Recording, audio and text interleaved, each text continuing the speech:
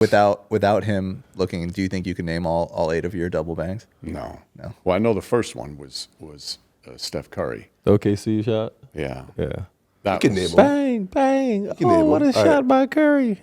I gotta remember that. It's crazy. Please tell me my voice doesn't sound like that. No, it's definitely better. He doesn't think like most people, does he? Champion in my vein, all of this came not by luck. Going too crazy in the stadium, got the city going nuts. Let's get it. Let's get it. Let's get it.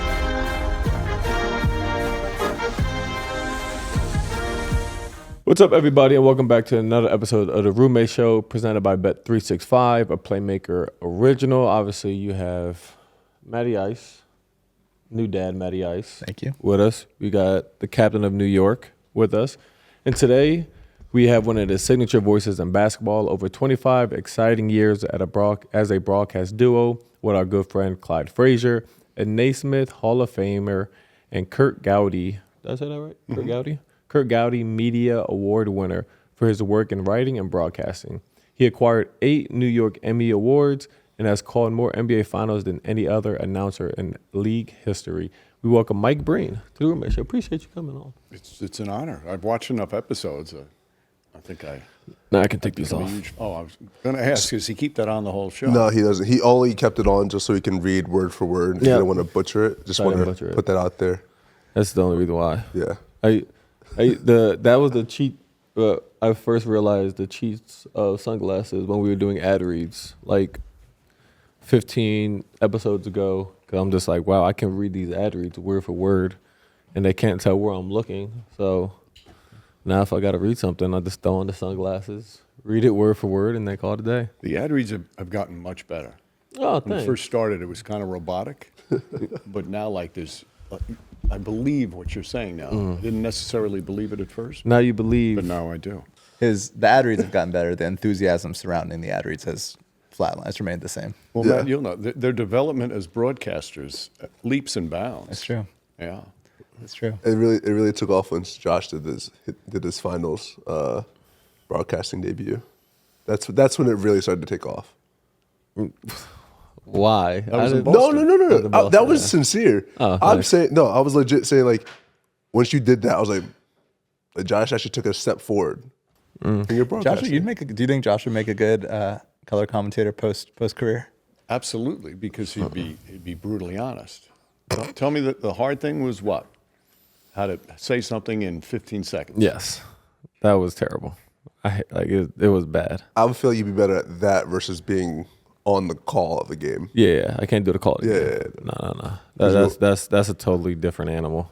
I'm really more of like let me go on like a show, like do like one of them like personality shows, like First Take, or I don't know what other shows. So you want to entertain more? Yeah, Countdown, something like that. You get yourself in trouble though on First Take. Oh, for sure. Yeah. For sure would. I'll be like JJ. I'll like say something, then I'm like, I'll get killed, then I gotta like tweet something or like apologize. You'd have to. They have a sheet that I apologize for my comments. I said a short time ago I didn't mean to offend you. You'd be reading that every episode. Time. Yeah. After each commercial break. And we're back, everyone. I just want to say I apologize. Yeah, it was like it was that was. I would say that was a fun experience. I'll say I would hopefully. For the rest of my career, I'm in the finals. But if I'm not in the finals, I would love to do that. Just like a couple games. It was fun. You guys would both be good at it. Yeah, I'm about to say you would be really good at it. I don't know. I don't have to see one because you have obviously like the basketball IQ to give like really good takes. It would just be like putting it into like them like short 10, 15 seconds. But like if you do the count like after when you do like the countdown show. And you can like talk for, a minute or, Stephen A was on. So like, 2 minutes and, 3 minutes, uninterrupted. Like you'd be great at that. But I mean, for what he's getting paid, he should at least have 2 or 3 minutes. Yeah, valid. Now, can I say something? No. No. Okay. I just answer questions. Yeah. No, it's a conversation. You can say whatever. He actually was going to be quiet. Like, all right. Do you guys know? Do you have any idea like what you've done for the fans in this franchise over the last couple of years? Like, does it register how big a turnaround this has been for the fans? Like for years, and there have been a lot of dark years before you guys arrived. I always kept thinking about, I just wanted a team like this for the fans, because they're the most loyal fans that you can imagine. Mm-hmm. And even the years when the Knicks were terrible, there'd be a game in early April. They'd been out of the playoff contention for 2 months. And if it's a 1-point game with 2 minutes to go, the Garden sounds like it's Game 7 of the finals, even when the team was one of the worst in the league. And now for the fans to have this on a nightly basis, and this past week, the games with Memphis and the game against Denver, I mean, the place sounds like it's finals atmosphere. Yeah. It's incredible what you guys have done for these fans. And I hope you recognize what that means to these people. I'll say this. I realize it. I see it.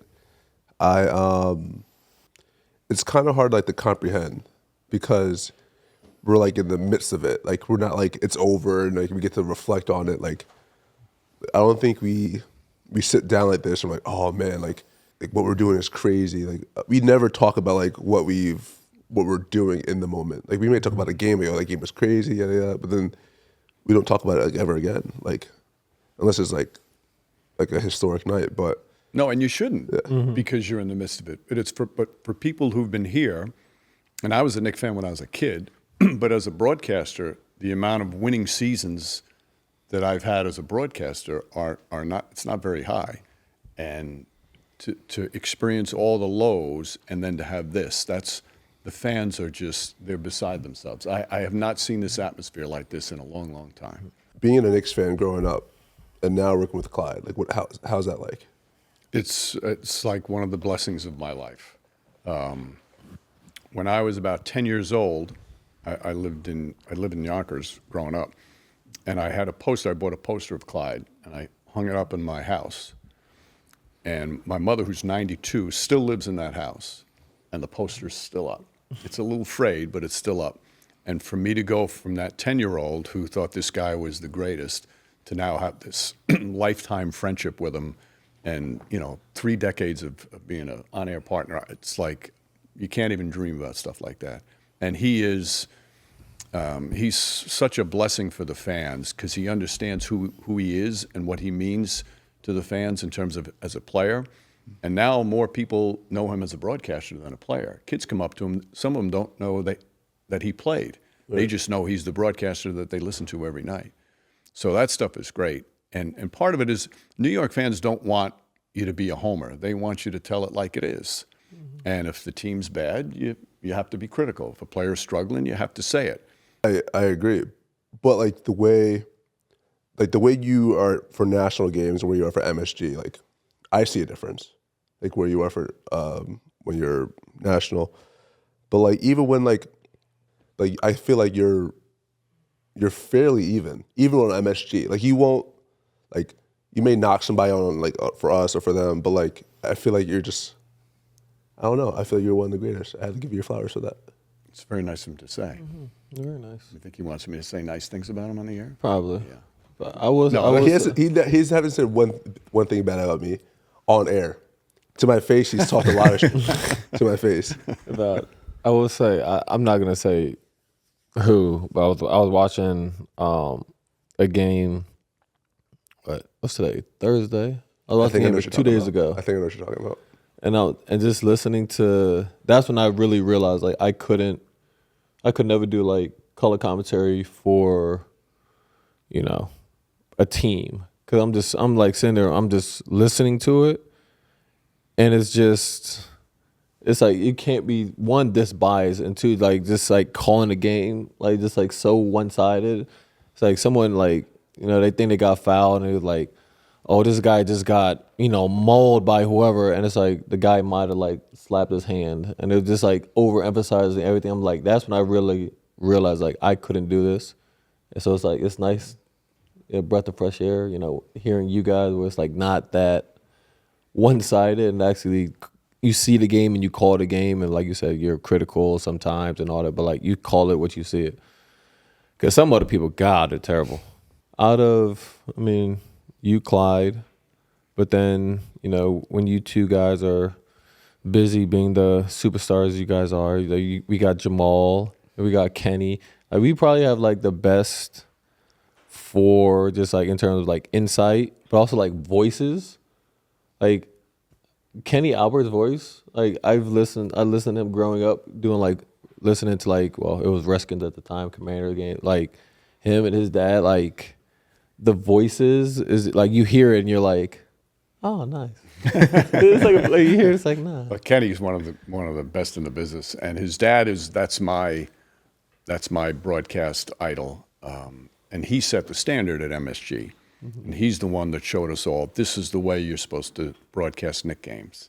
So you know, anybody that listened to him growing up, that's what you wanted to try and emulate, is the way he handled it, and he was very objective, even though he was doing probably more objective than anybody when he was doing Knicks telecast.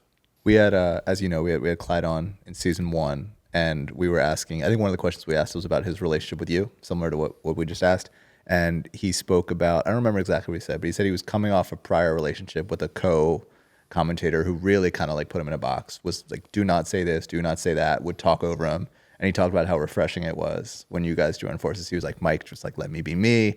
He let me play free, you know, to use that analogy or whatever. And he spoke a lot about how you kind of enabled him as a broadcaster. Well, it's hard not to when you see his number up in the rafters. I've rooted for him since I was a kid. And I said to him, listen, Clyde, people want to hear what you have to say.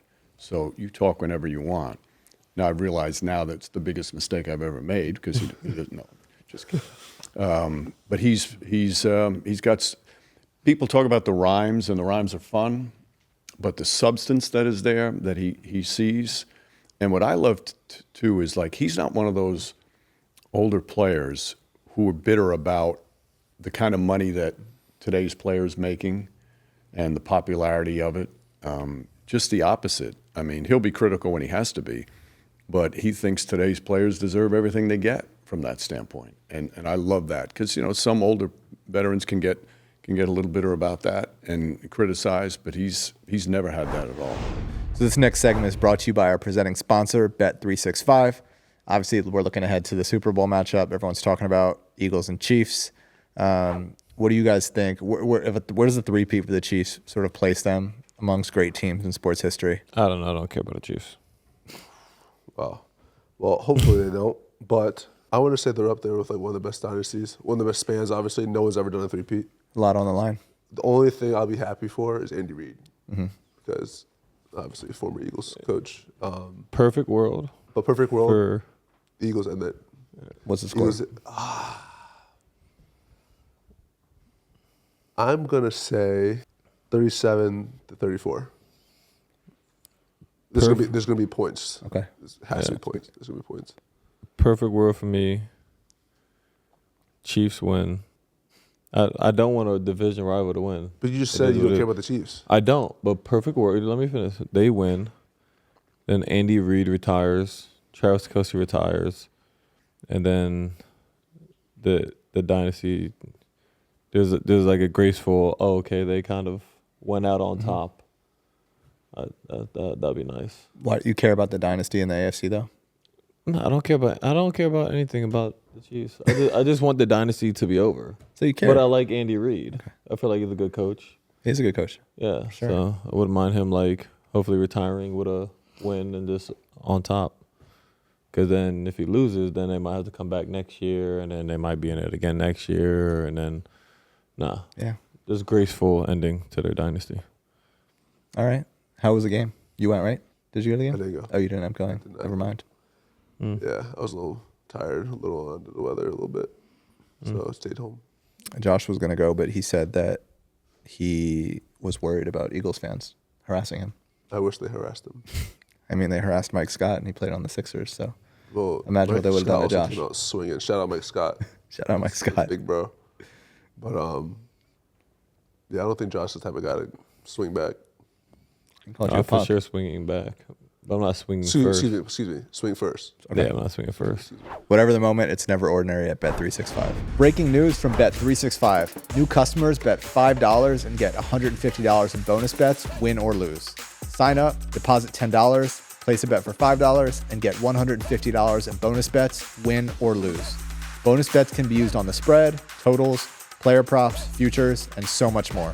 Whenever the moment, it's never ordinary at Bet365. Yo, what time is it? Game time. NFL playoffs are here, and there's no better place to get tickets than Gametime. They make getting tickets fast and easy. Chiefs, Eagles, whoever your team is, you can find your playoff game on Gametime. Gametime has a special feature, Gametime Picks. That makes getting tickets for your favorite live events even easier. My guy Jaden had a year, but I guess we'll let Jalen have his moment now for Eagles tickets for the big game.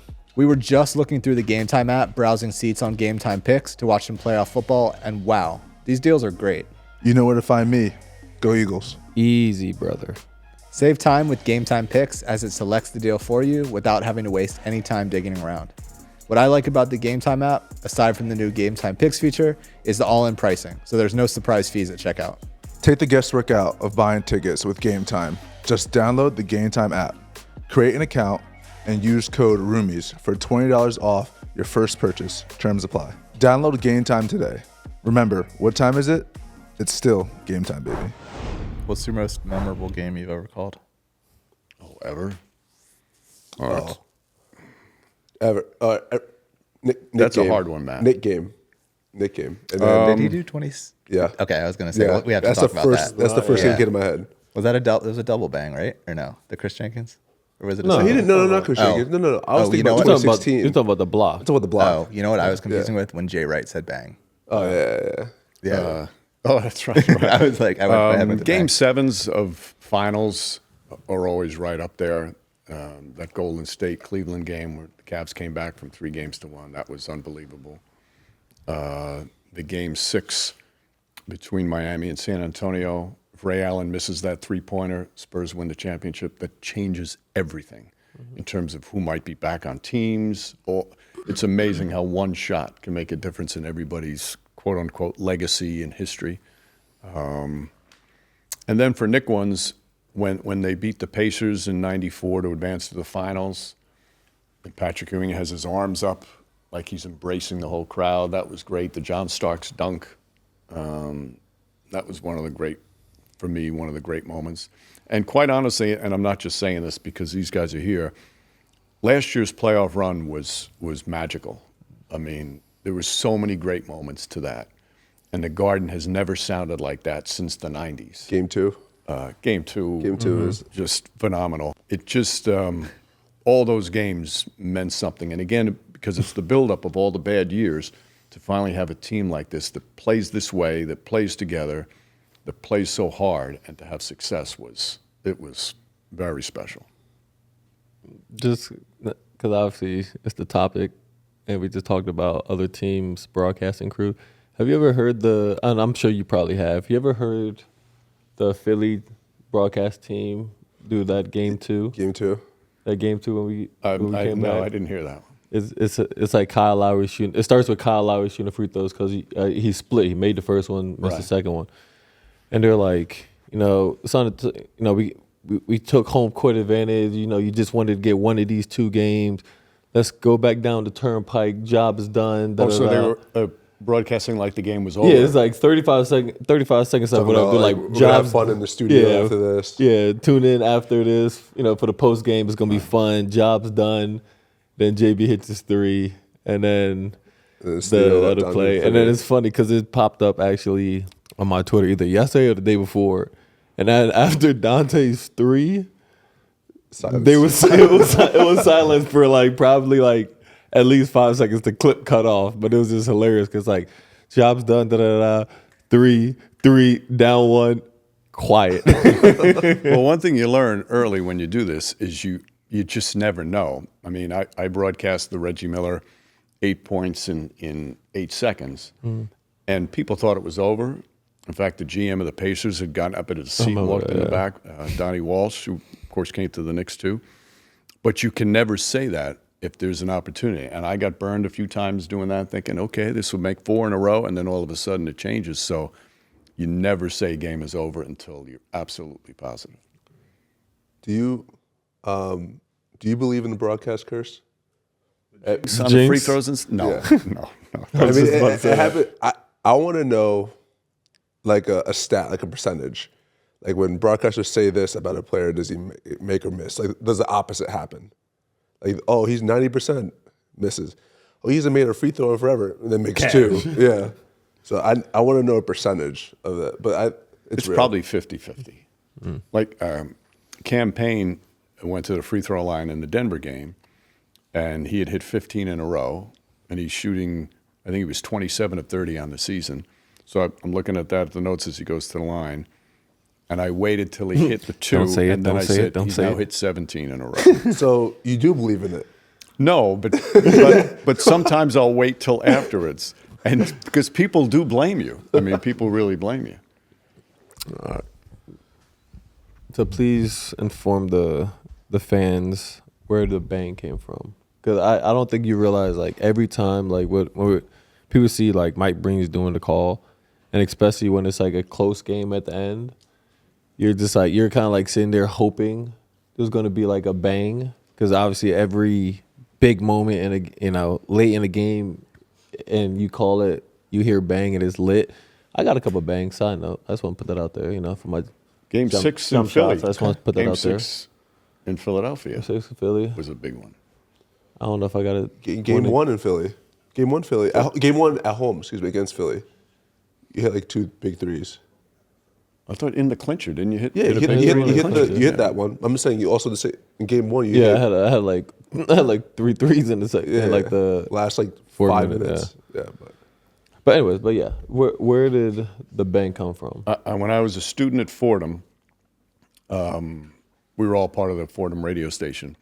But we would go, the games we weren't broadcasting, there were about 10 of us would go and sit in the stands because we loved our school, like your Villanova fans, as I know very well from my home, with my wife and daughter being Villanova grads. So when a Fordham player hit a big shot, that's what I would yell as a fan. That just, I don't know why it started, but I started doing it. And then I figured, okay, now I'm doing some games as a student broadcaster, and maybe I'll do that on a big shot.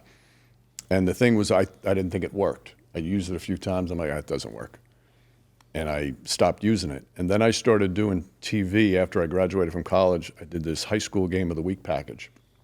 And these Friday nights in these bandbox gyms where you couldn't hear yourself.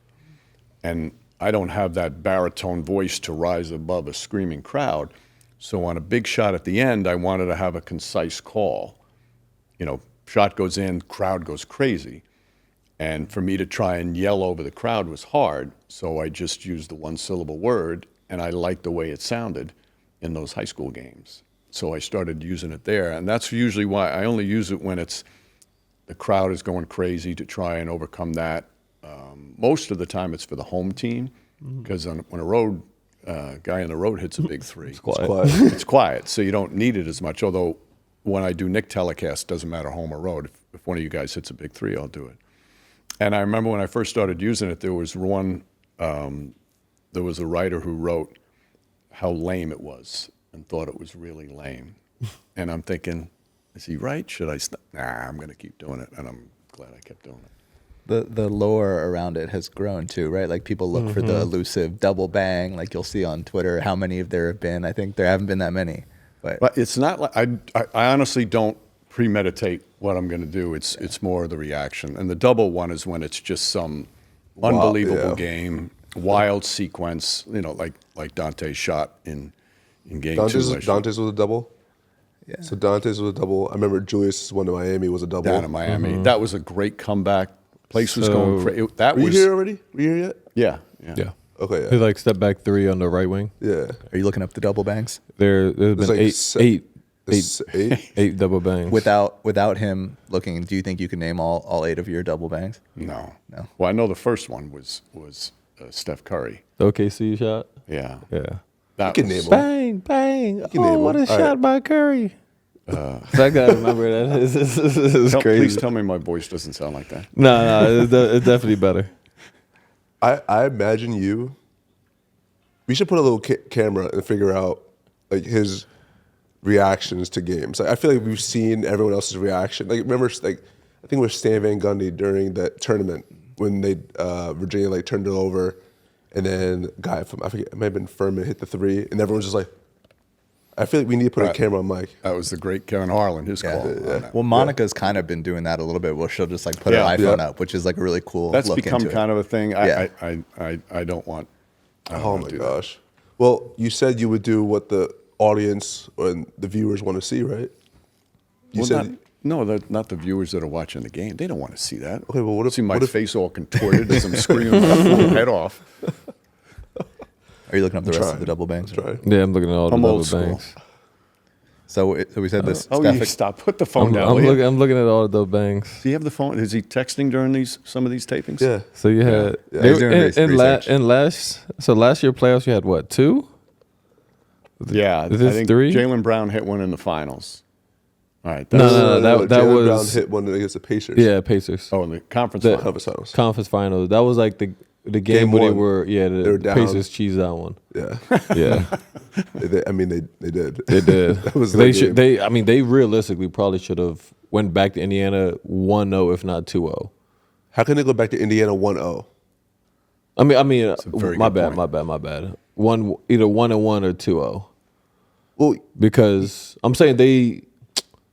Yes, I'm talking about. that's literally they, the only two options. No, they can't. They should go back 1-1 or 2-0 or 0-2. Like They came back 0-2, so there was another option. Same, which 2-0 they is did. still the one option. It could be for them or them. This is my Nah, for favorite them it would part be of the show. 0-2. I just You just sit All back, right, Matt, anyways. let them go. yeah. Right. Yeah. That's what people want to see. Who It's do all they- about what the viewers want. Eric Gordon got a double bang. Oh, when he was with Houston. Yep. Oh, you know against- what? There was one. I was on the court on that Doncic one. in the bubble. Yep. That's in the bubble. He had one. I wasn't there for that. I was surgery at home chilling. That's right. Ooh, we have a surprising one. Boston. Do you remember your Boston double bang? Not the Jalen Brown one. Yeah, another one. This is probably what? Marcus, I'll say it was. Oh, Marcus Smart Yes. at the Garden. Yeah, at the Garden. It was like an overtime. It was like an overtime game. Was that when That was Kemba- an overtime game. I remember. Yes. It was like Yeah, someone went for I'm the not sure what steal. the. Oh no, Kemba just. I don't know what the hell he was doing. I think he thought Marcus Smart was like back cutting or something. I don't know what he was. No idea what that brother was doing. Yeah, I think that. So that's all of them. All right, we have better things to talk about than double bangs. I will say the first one.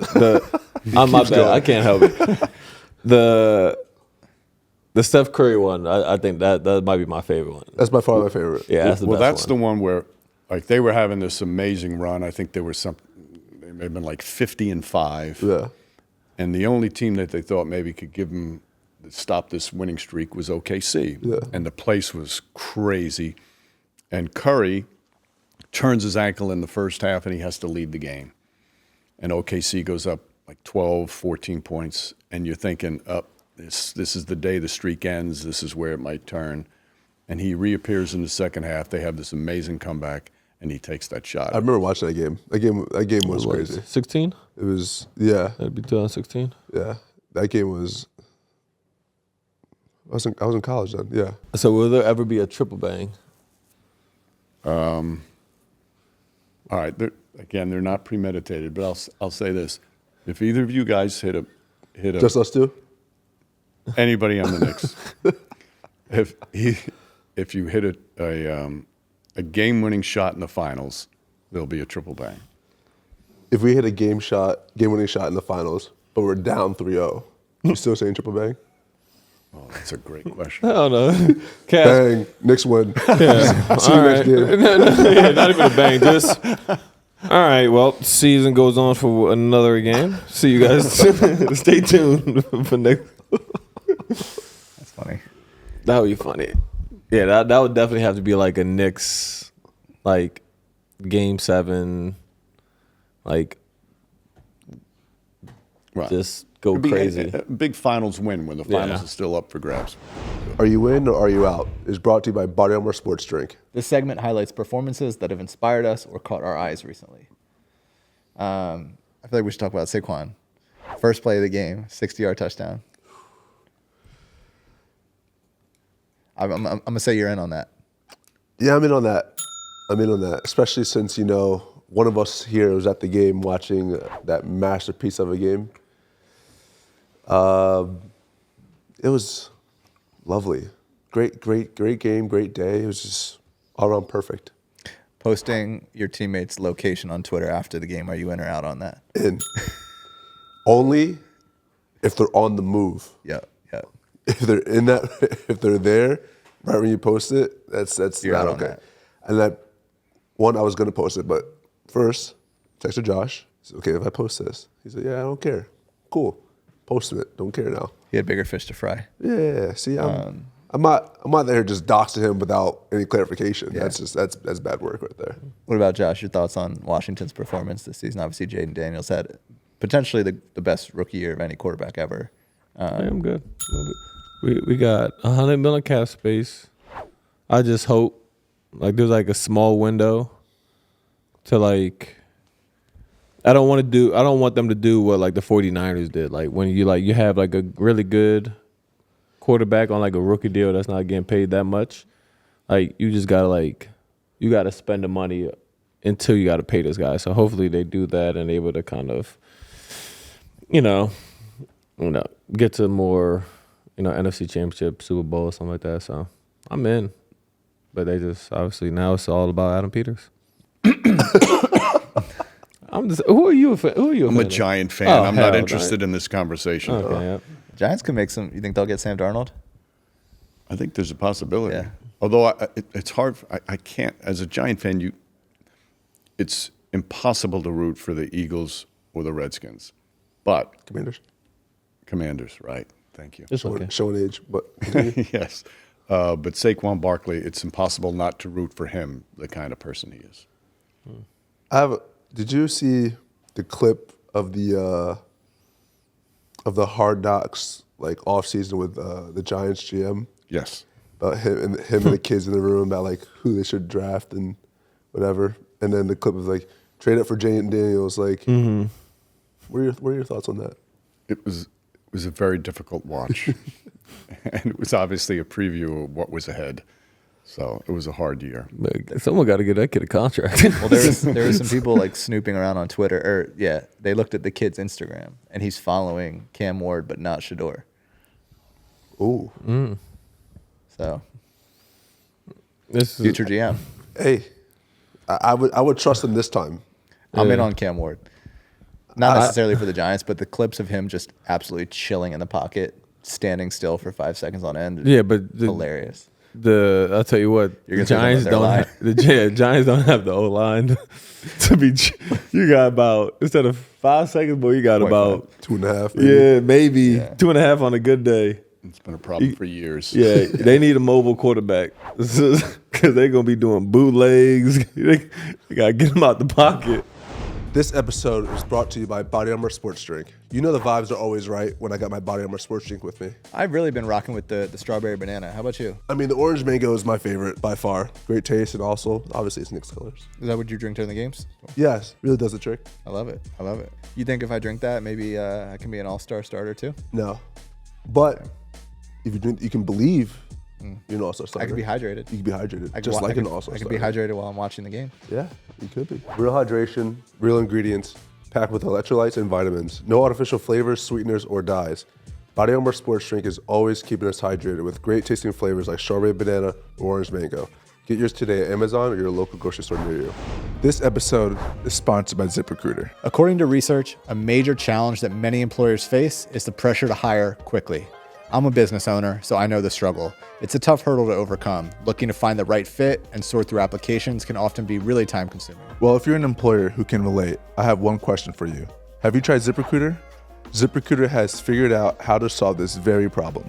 In fact, 4 out of 5 employers who post on ZipRecruiter get a quality candidate within the first day. We got ZipRecruiter, brother, and right now you can try it for free at ZipRecruiter.com/roomies.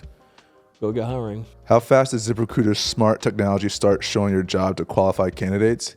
Immediately. Faster than Josh crashes the boards. I've seen those memes recently showing Josh dodge across the street. Relax, employers, and let ZipRecruiter speed up your hiring. See for yourself. Just go to ZipRecruiter.com/roomies right now to try it for free. That's the same price as a genuine smile from a stranger a picture-perfect sunset, or a cute dog running up to you licking your hand? Again, that's ziprecruiter.com/roomies. ZipRecruiter, the smartest way to hire.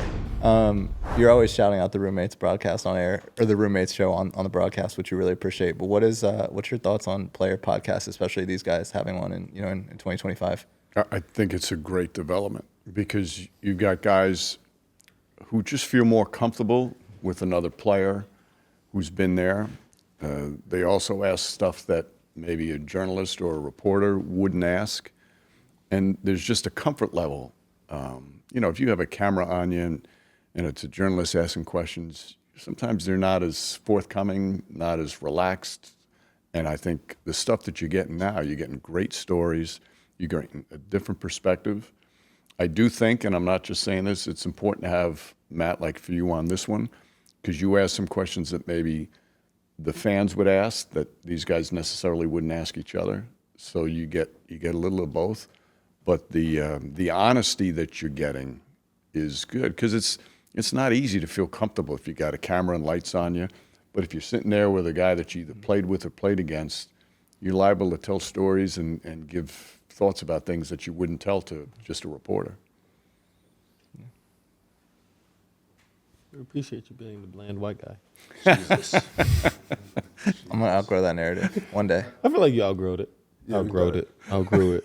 Good Lord. All right, can I ask another question? Mm-hmm. All right, so you're saying sometimes you watch, you go back and watch the tape, or when you're watching a game, like and I could use this, every announcer wants to hear the good and the bad. What do announcers say that annoys you when you're watching the game as players? I don't know. Nothing that really annoys me except for just like the blatant bias. Besides the blatant bias, I'm kind of like, it's whatever.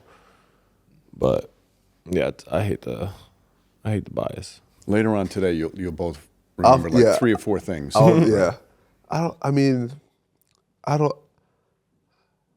know if things annoy me. Like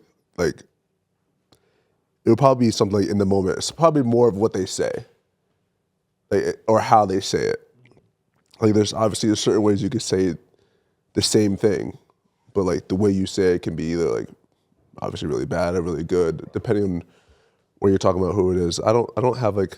Well, that's what I've always tried to, like, my rule is I hate when you have to criticize, but it's part of the job. I mean, I love basketball.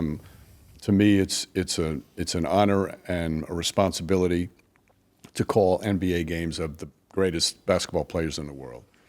So it's just so much fun. But part of the job is you have to be critical sometimes. And to me, it's the way you say it, like you just said. And my rule of thumb has always been, I would never say anything on the air about a player that I wouldn't say to his face. So say, for example, you come out and you're 0 for 9, and go scoreless in 44 minutes. I'm not going to say, boy, Josh Hart was awful tonight. He just stunk up the joint. What I'm going to say is, boy, Josh Hart really struggled tonight. You're saying the same thing, right. but you're saying it in a respectful manner, and that's the way I try and always handle those things. I promise you, if you ever said that, it would go viral. It would be the funniest thing ever. Honestly, especially about you. Yeah, like I would, and like normally a game like that, I would be heated. I'm like, dog, I was trash. Like I'm pissed off after the game. Hopefully, it's like after a win where it's like I'm mad about my performance, but I'm happy we won. But if I saw that, I'd go on Twitter and see that, I'm dying laughing just immediately. And that's just kind of whatever. I could make an exception. If I go 0 for 9. That's bad. That means I'm out there smoking layups. I'm finishing at the rim. I would go 0 for 9 first before Josh goes 0 for 9. Probably. There's no way Josh goes 0 for 9. No way. Have you ever? Okay, I was gonna say, have you ever said something on air where someone later came up to you and said, "Hey, like, I didn't like the way you said this about me"? Honestly, it hasn't happened often, only a handful of times. And I think it's, again, because I try and make sure I don't say it in a disrespectful way.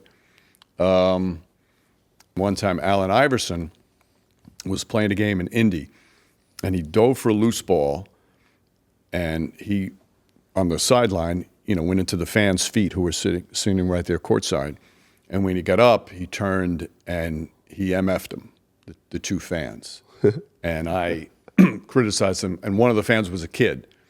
So I got on him for that. Why do I laugh at that? It is just absurd. It's just So we had their next game, or maybe a couple of days later, and he came up to me and he said, "You shouldn't criticize when you don't know the whole story."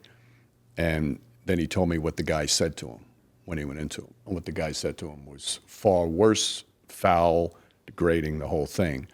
And that was another good lesson. Sometimes you have to, all right, what made him react that way? And it was the fan who was completely out of line. So that was another time. And that time I said to him, you know what, you're right. Well, one of the rules is if you're very critical, you try the next game or the next time, you try and make sure you're around, let them see you. So if there's a problem, that they'll have they'll see you and come up and let you know, listen, I don't like that. And I like that feedback. If a coach or a player tells me that, I thought you had that wrong, what you're saying about the way they're defending, that's not the way we're doing it. You had that. I appreciate that. It makes me better. And a lot of people don't think they want that, but I would prefer that. right. So if I say something that you guys don't like, let me know. Okay.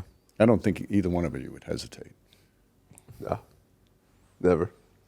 Who's like the MJ of just voice in your field? Like, who has the best voice of all time? Of all time. Well, again, all right, I'll go back from a Knicks standpoint. Marv's voice I was about to say. on a big call, there was nothing like it. He's the greatest basketball announcer of all time. And his voice was what made it in the big moments. And the key to him was, like, he was never at that level in the first quarter. He would save it for the end. Like, it was like a crescendo with him as the game went on. He saved the big calls for the big moments. And when he had a big moment, there was nothing better. Like, his big call was yes. Simple, perfect. And I've never, after a basket, said yes, because I can't.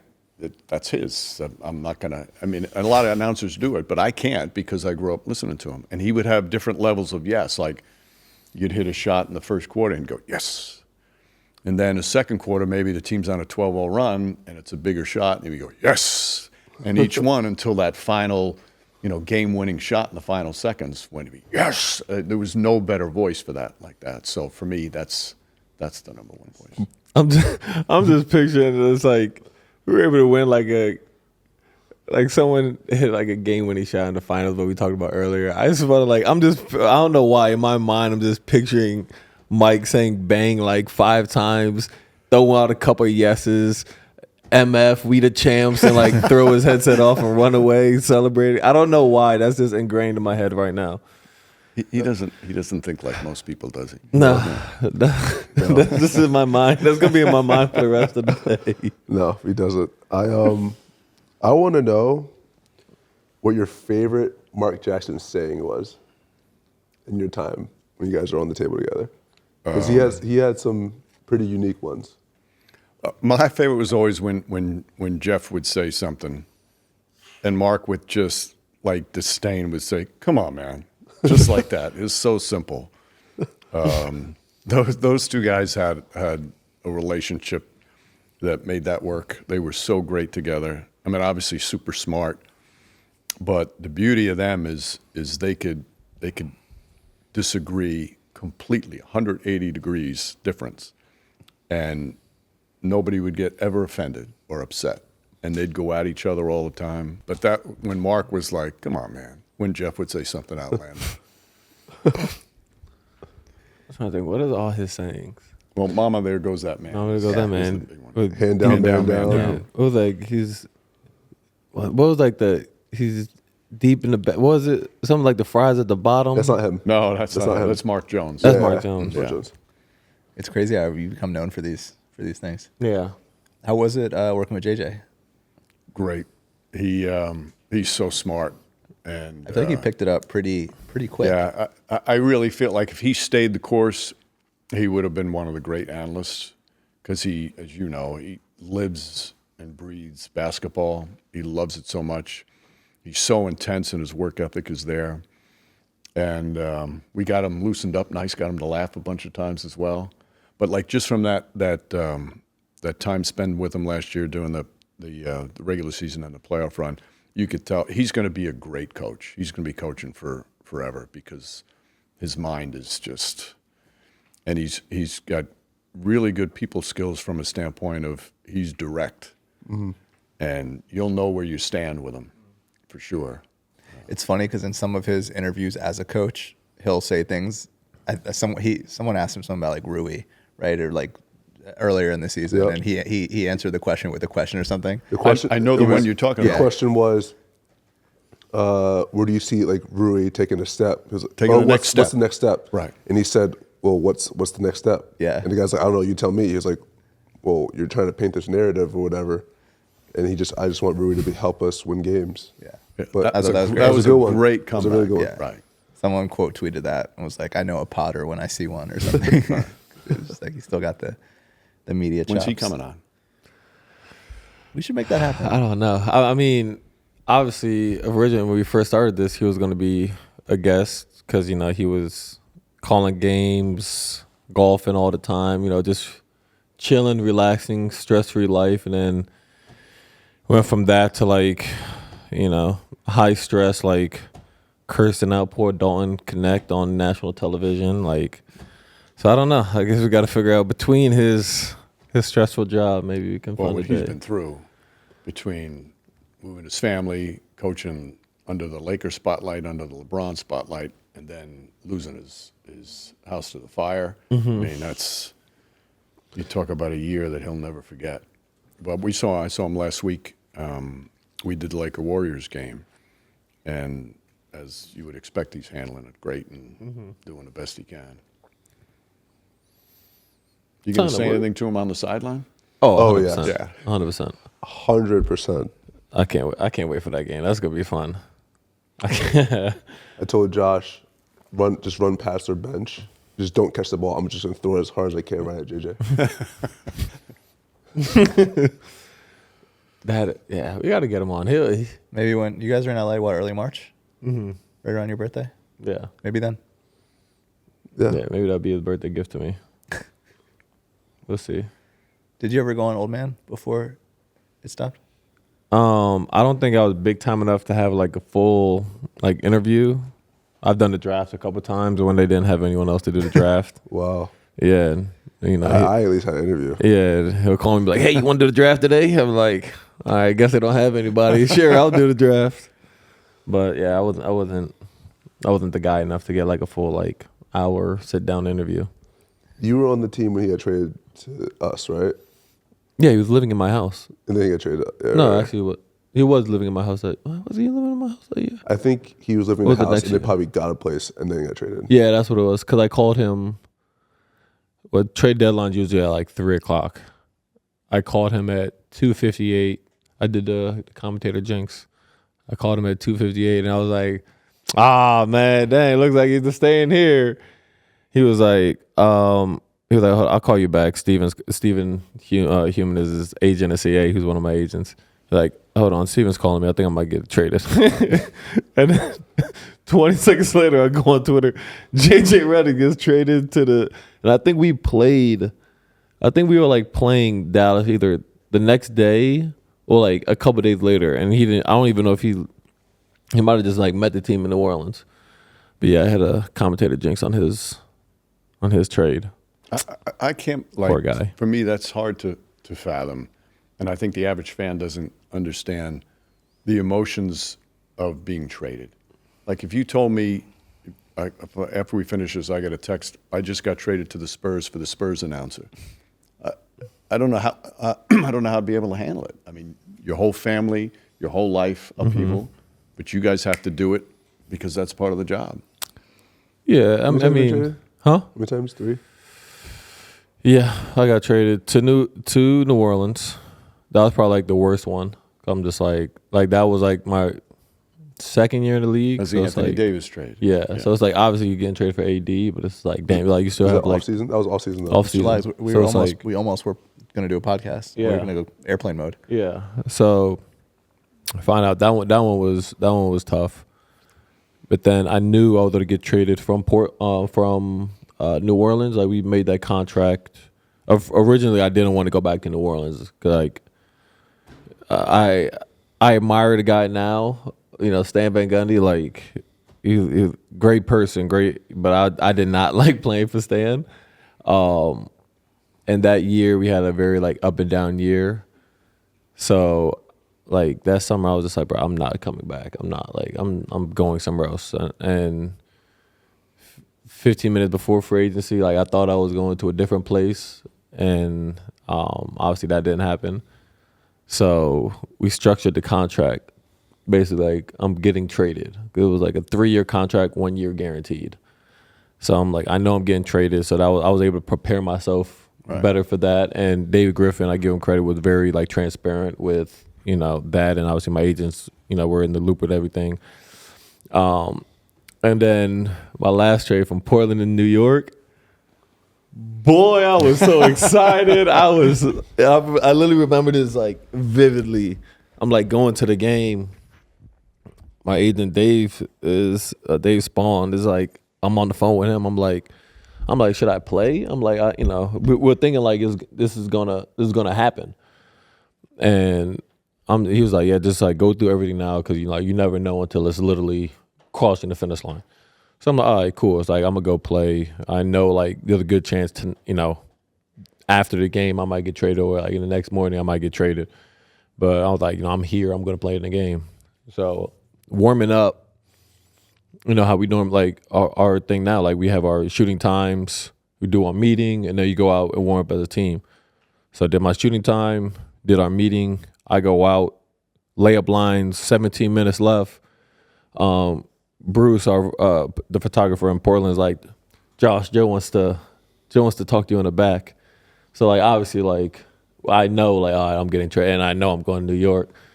So I dapped up the guys on the court there, and then I go in the back and I see Gary Payton and Jeremy Grant, and like those like my two guys. I'm like, all right, guys, I'm out. I'm getting traded. They're like, to where? New York. And like we're all in like a little huddle, like jumping up and down, hype. And then I talked to Joe and Chauncey, but like that one was like, I was ecstatic. I couldn't wait. Did you ever see the video? His reaction, yeah, it's so cute. That was cool. The picture of him. Yes, Yeah, that was cool. Yeah, that was honestly. I was so excited for that, but I was more. This is a good thing. Shannon won't get mad at this. I was more excited for my wife because we're in Portland, which is like as far in the NBA like team, like as literally as far as you possibly could be. And she was pregnant at the time, and she didn't like flying, so she was just like stuck in Portland until like somebody would like one of her friends or her mom would come see her if I'm on. In Portland, they have the worst road trips because they're so far away. Right. They have we have like an 8-day road trip or something like that, and guys are like, oh, this is so long. Portland, like we'll literally have like 13 to 15-day road trips because we just gotta knock out all the travel. So we did that, and so I knew she was coming back to close to home. I was so excited for her because she was in Portland just solo dolo, stressing, pregnant. I'm like, dang, I feel bad. But now she's good. Yeah. Mike, speaking of trades, what were your first impressions when you saw the big trade for the Knicks this offseason to get Cat? And then how have they changed since? It's every trade when you're a team broadcaster, obviously you establish relationships with players, you're around them more, you see what they are as people, and you grow to like them. So there's always that initial part of like, oh, I hate to see him go.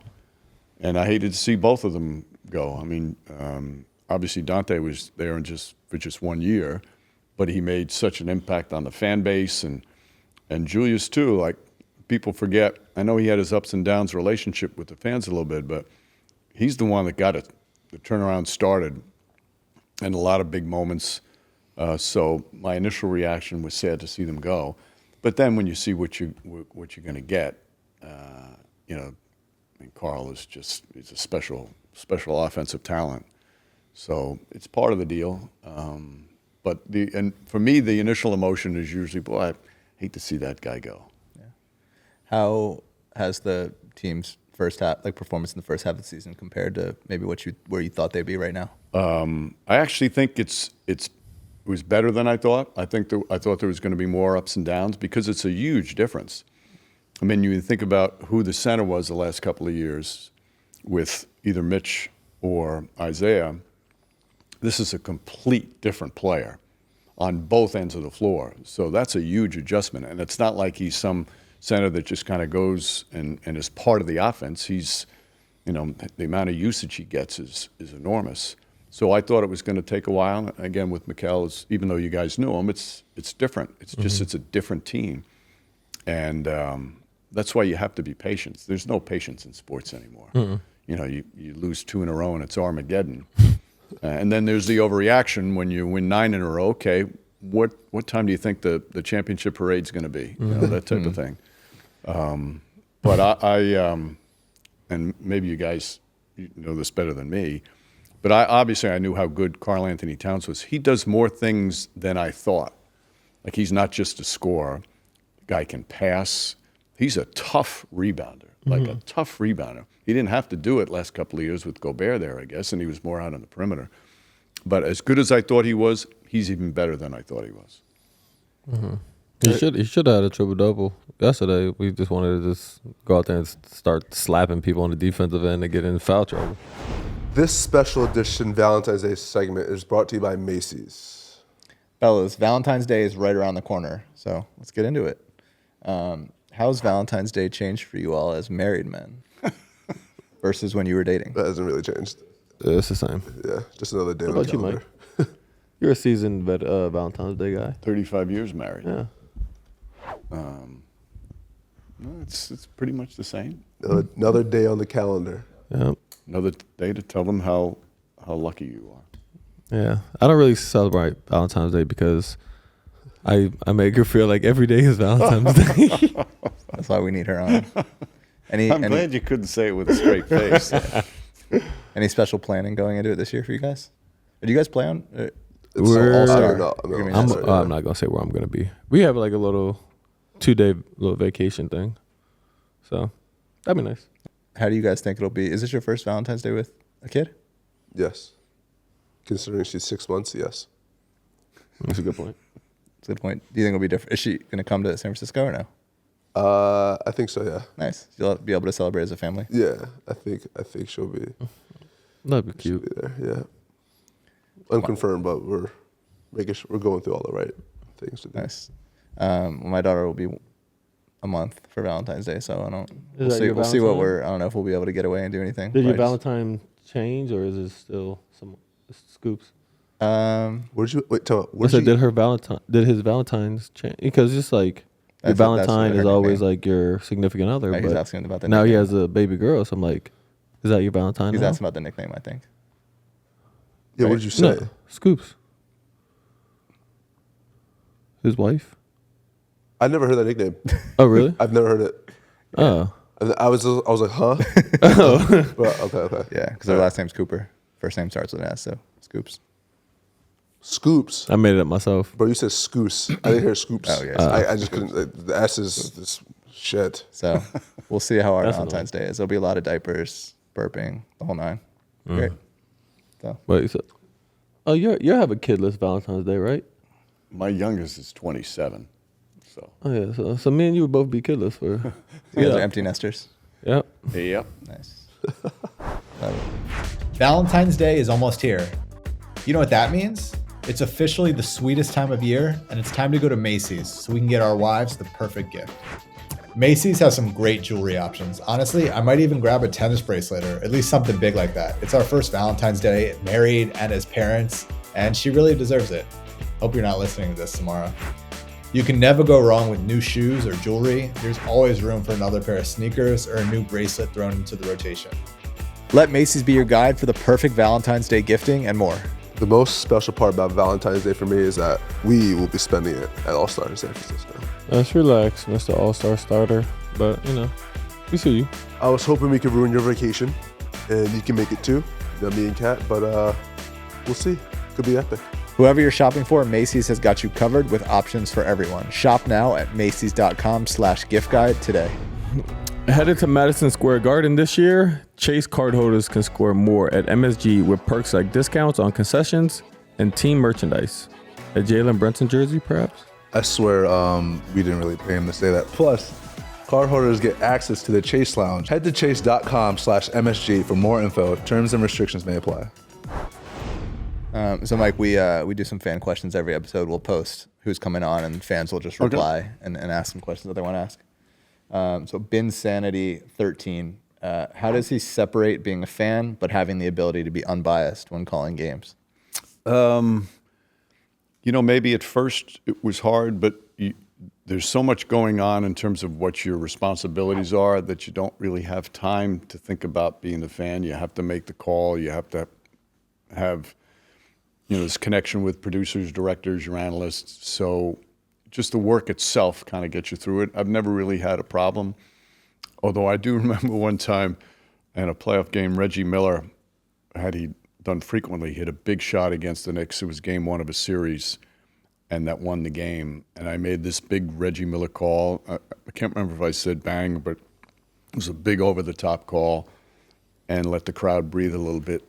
And underneath the desk, I'm like, I was mad. But most of the time, you just again, there's so much going on, the responsibility, you have to act professionally. So it hasn't been that hard for me. This is a random question, and we can cut this if you want. Were you sitting next to Reggie when Josh went up to the scorers table during the playoffs? No. I think it was TNT. Got it. Never mind. But I remember watching it. I was just reiterating what the crowd was saying. I'm pretty sure you heard it. But I just wanted to make sure you heard it. That's all. Bronx Savage Pod. A game/moment in NBA history that you wish you got the call. I think Game 7 of the 70 finals for the Knicks. It's the most iconic moment. May 8th, 1970, Willis walks out. That was it's the greatest moment in Knicks history, for sure. And he was who he was. I don't know if you guys ever got a chance to spend any time with him. That's one of the all-time great human beings and one of the great leaders. Like all those guys on that team, Clyde, DeBusschere, Bradley, they called him captain. They called him captain forever. And they revered him forever. Even when they were in their 70s, they still looked up to him. That was Clyde's idol, that guy. And I remember we were on the plane when Willis passed away. I think we were flying to New Orleans. And we knew Willis wasn't doing well health-wise. And I was told on the plane that Willis had passed away and somebody should tell Clyde before he finds out on social media or something. So I went back and I told Clyde, and I've obviously been working with Clyde for over 3 decades. It's the first time I saw him cry. Damn. Right there on the plane. It was a very touching moment. That's how much he loved the man, and that's the moment. I think if I had to pick one, that's the one I'd pick. damn, yeah. I will say that's one thing I love. Like, I don't know if I ever seen it on other teams, but like, it happened to me last year, Game 7, against the Pacers. Several times where guys will get hurt or something, and like they come back and like they'll play. Like you had like the I don't know if it was playoffs, like the whole foot thing with you. Yeah, I thought tore a whole plantar fascia. Yeah, he like looked at me. I can't feel my foot.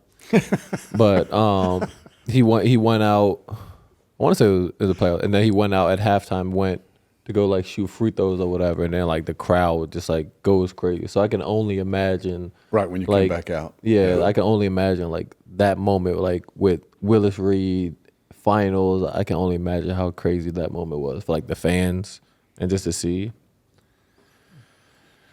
I can't feel my foot. You said the same thing the other day by your shoulder. I didn't say I can't feel my shoulder. You said I can't lift my shoulder. I couldn't. Okay. You said, Like you said I can't feel my. You said I can't feel my shoulder. I don't think so. Yes, you did. And if I did, it was for like 10 seconds.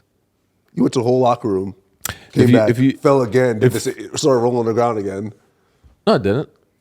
Imagine if Coach Wright was right there and you roll on the ground. I got up. I was you like, were rolling around for a little bit. For like 10 seconds, and then Coach, I got up. Coach Wright would have MF'd you right there. But then, look, now we talk about that. Go look at the video of when I'm walking to the locker room. Because, like, for a second, like, my whole, like, all of this was this burning searing pain. I feel like we had this. And then It happened to me like 2 games prior. Yeah, I started walking to the locker room, and then, like, the pain started going away, and I was like, oh, I'm cool. But this is probably, like, I, like, just passed their bench. And if you look at the play, I got Jaden McDaniels pushed me in the back, and I ran into Jericho. So in the middle of me going to the locker room, like, I'm like, oh, I'm good. I turn around to go see if I could see one of the refs because I was going to start going crazy. And I forgot. I think it was like Kat was like next to me. He was like, no, you good. I literally like stopped. I was like, you know what? I'm not going back. I'm going. I probably would have got thrown out if I saw one of the refs. Do we need to talk to him about technicals? No. No? No. You know the 16 is the limit. What do I have now?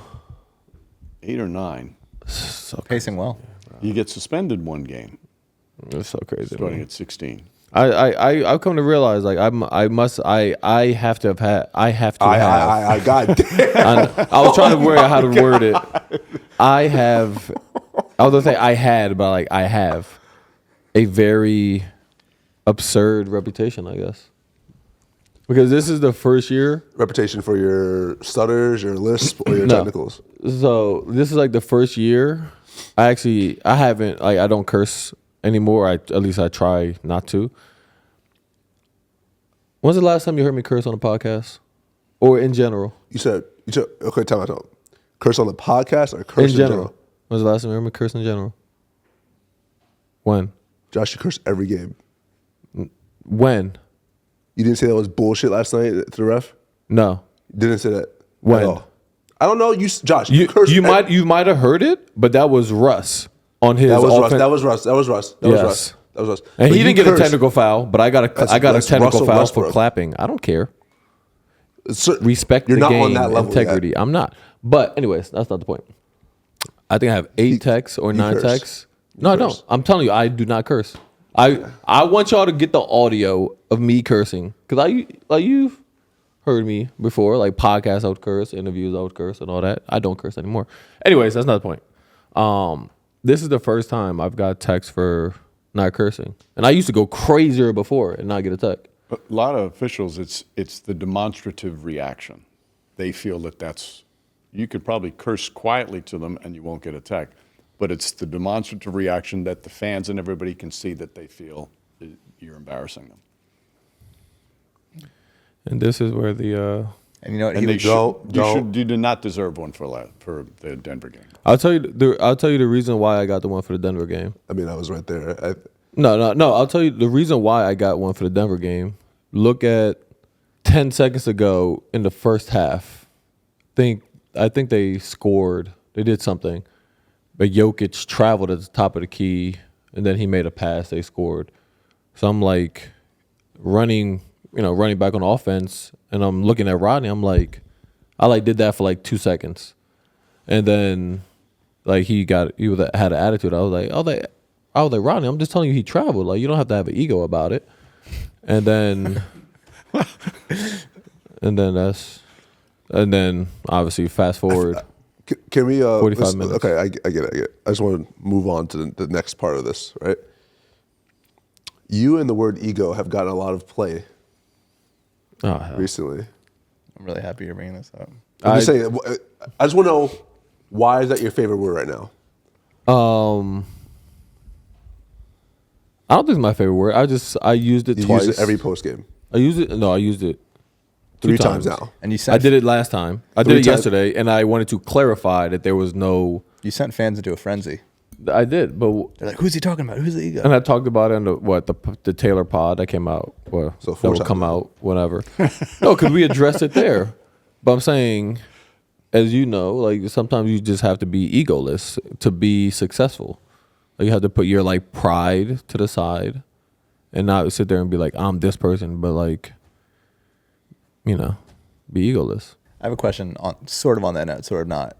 We had not this past episode with Taylor, but the episode before, I think it was a solo episode. You guys were coming off like a really bad stretch, right? You had lost, I forget how many in a row. It was a 9-game win streak, and then We lost like 3 or 4. three or four in a row, which is not some great teams. Where the mood was kind of somber. You guys have completely turned it around. You're on a 5 or 6 game win streak now against some really great teams. Did anything change between now and then? Did you guys have a players only meeting? Like or was it just the highs and lows of the season? We had rest in terms of days off, and not like We had a nice break. yeah. I feel like,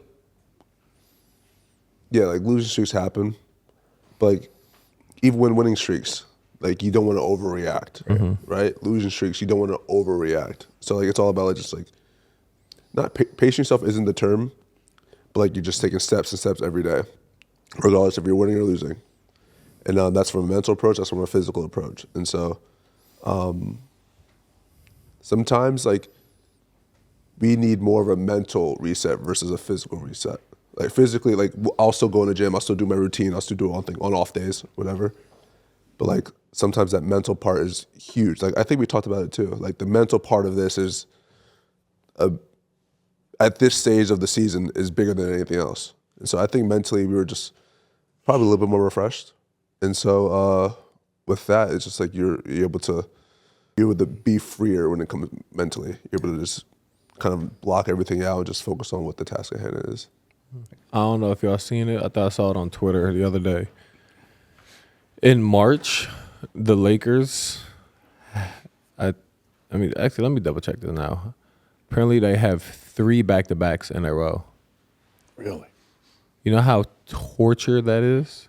I'm surprised because they don't have to share the arena anymore with the Clippers. Yeah. Here we go. March 13th. JB, I was just telling the Lakers, this is their schedule for like a 6-game span. March 13th at Milwaukee. March 14th in Denver. Obviously, day off 15th. 16th, home against Phoenix. 17th, home against San Antonio. Day off. 19th, home against Denver. 20th, home against Milwaukee. 3 back-to-backs in a row. Wow. I probably I'd quit that week. I'm not working. At least 4 of them are at home, though. Yeah, but Back-to-backs. 3 back-to-backs in a row was outrageous. Back-to-backs at home give you like a false sense of hope because like, oh, I'm home. And you wake up, you're like, damn, I got to play again today. You wake up, that knee is bumping, and you got a game in 12 hours? Yeah. No, sir. All right, cool. So we'll weigh in on some takes, basically whether they're good or not. If they're good, we'll say bang. If they're not, we'll say way off. Your man Devine tweeted, I don't know if it qualifies as a hot take, but I think it is reasonable to believe that a 5'3" dude carving out a 14-year NBA career is more of a unicorn than a 7-foot guy who can shoot threes and stuff. I'll say bang. Yeah. That's a good Bang. take. What do you say? Bang, absolutely. Watching that guy play, what he did was miraculous. I feel like that's not talked about enough, right? Like, imagine trying to do what you do at 5'3". That's my game. It's rebounding. So That's my website. That's Samara's I'm height. slow. It's rough. That's Samara's height. Muggsy was Oh, nah, tough. that's crazy. He was tough. I know he was that tough. I mean that's short. If you're the Phoenix Suns, you've got to do everything you can to get your hands on Jimmy Butler. Sounds crazy. That does sound pretty wild. That quote. I don't think. For interpretation, but I don't know. I'm gonna say way off, just because we've seen so many like quote unquote like big threes like not like go to like the expectations. So I know like if that happens, it's gonna be like a huge expectation. Then we'll just see. So I'm gonna say way off, just for the point of what does Miami or what does Phoenix have to offer, like pick wise? They're gonna want pick. what you mean? They got Utah's 2033 first round pick. They just got that done. They just got that done, probably. Yeah. Yeah. They can trade a 14-year-old for Jimmy. At Ship My Money DFS. Hot take. Obviously glad it exists for gambling purposes, but if the NBA didn't have a constantly updating injury report and or teams weren't encouraged to list every possible ailment, the public perception around resting would be different. No, I think that's off. I think it would be worse if they didn't. Yeah, way off. Yeah. You're just going to just open Twitter, out. And just, nothing. Just out. Yeah, it's off. All right, cool. All right. Well, everyone, we appreciate you guys tuning in for another episode of The Roommate Show. Make sure you guys tune in every Thursday for new episodes. Mike, we appreciate you coming on to the pod. Honor to be here. Thank you. Thanks, Mike. Matt, you put up with a lot. Comes with the job. If you like this content, head over to Fanfix for weekly bonus episodes after the show. This week, we're chatting with the broadcast legend, Mike Breen. Exclusive episodes only on Fanfix.